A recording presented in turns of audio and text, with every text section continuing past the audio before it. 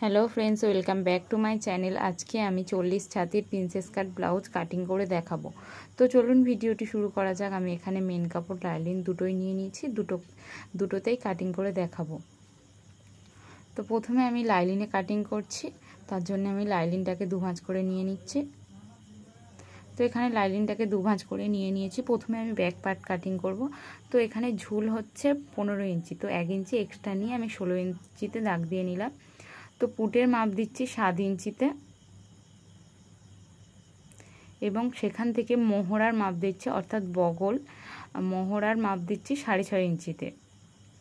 এরপর ছাতি যেহেতু 40, তার জন্যে আমরা 4 ভাগ করে 10 ইঞ্চিতে দাগ দিয়ে নিলাম এবং সেখান থেকে আরও 1.5 ইঞ্চি এক্সট্রা নিয়ে নিলাম। তো কোমর 36, তো 36কে 4 দিয়ে ভাগ করলে হয় 9, তো 9 ইঞ্চিতে দাগ দিয়ে নিয়েছি। এরপর ছাতি থেকে কোমরের ওই দাগ দুটিকে জুড়ে দিয়েছি এবং পাশের দিকে আমি 1.5 ইঞ্চি করে কাপড় এক্সট্রা রেখেছি। এরপর আমি মোহরা শেপ দেওয়ার জন্য 1 ইঞ্চিতে একটা দাগ দিয়ে নিয়ে আমি মোহরা শেপ দিয়ে নিলাম। নেওয়ার পরে এরপর হচ্ছে আমি গলার চওড়া দিচ্ছি 3 ইঞ্চি এবং লম্বা দিচ্ছি 9 ইঞ্চি।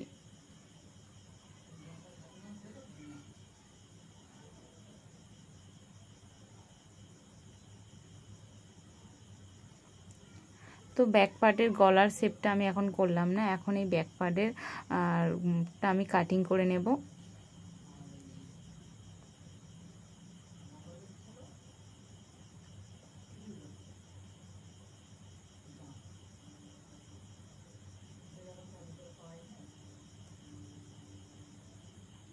তো ব্যাক পার্টটি আমি কাটিং করে নিয়েছি।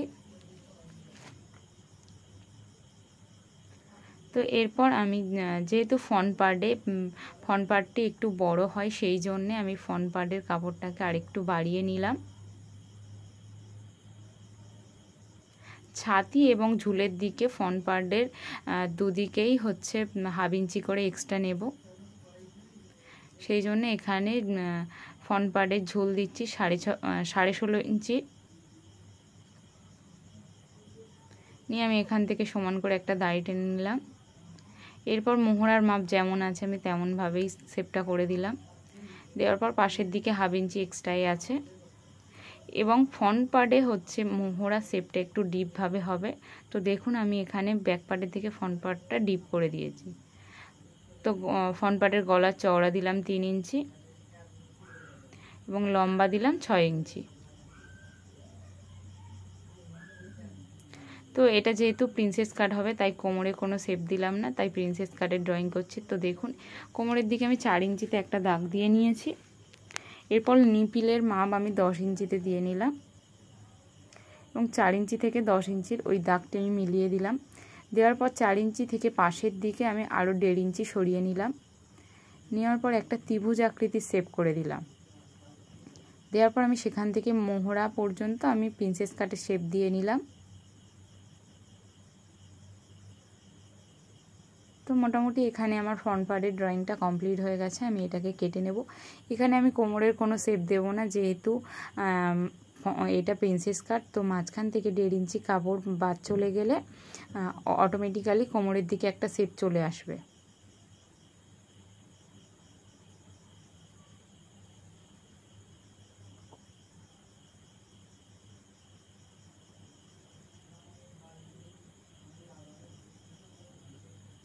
তো ব্যাক পার্ট ফ্রন্ট পার্ট দুটি পার্টই কাটিং করা হয়ে গেছে। এরপর মেন কাপড়ে আমি এই দুটোকে বসিয়ে নিয়ে কাটিং করব।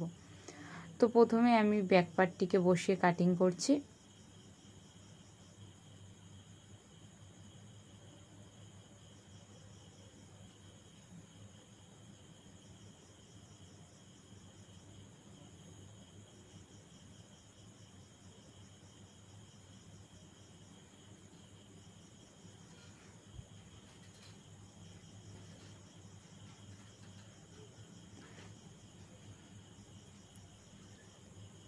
তো এরপর আমি ফ্রন্ট পার্টটিকে বসিয়ে নিয়েছি।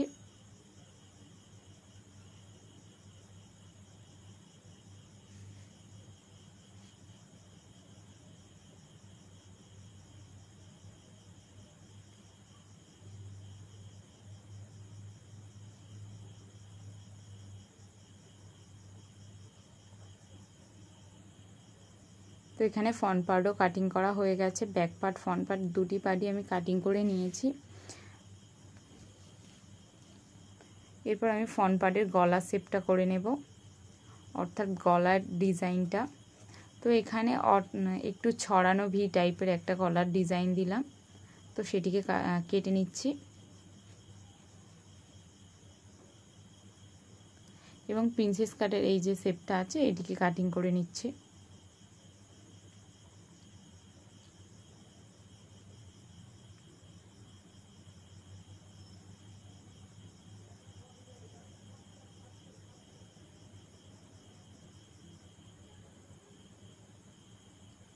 তো ফ্রন্ট পার্টটার পুরো আমার কাটিং করা কমপ্লিট হয়ে গেছে। এরপর আমি ব্যাক পার্টের ডিজাইন দেব। ব্যাক পার্টের গলার ডিজাইনটা দেখে নিন। এখানে আমি গোলের উপরে একটু ছড়ানো এবং নিচের দিকটা ভি মতো মুখটা দিলাম।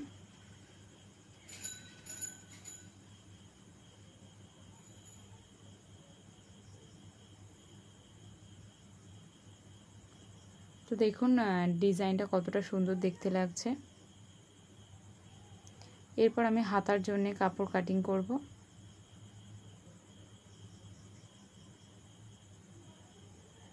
যেহেতু এখানে হাতার কাপড়টা কম আছে সেই জন্য কাপড় জুড়তে হবে। তো এখানে স্লিভের মাপ আছে হচ্ছে 9 ইঞ্চি, তো 1 ইঞ্চি এক্সট্রা নিয়ে আমি 10 ইঞ্চিতে দাগ দিয়ে নিলাম।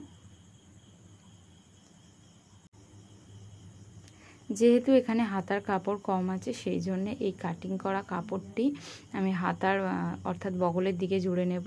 তার জন্য 3 ইঞ্চিতে একটা দাগ দিয়ে আমি মোহরা শেপ করে নিলাম।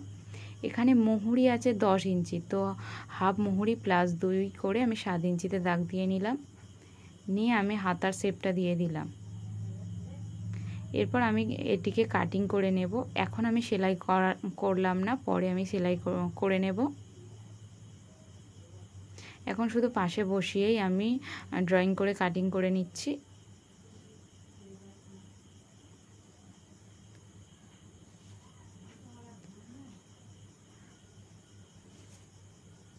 তো এখানে সবকটি পার্ট আমার কাটিং করা হয়ে গেছে। ভিডিওটি ভালো লাগলে like, comment, share and subscribe my channel.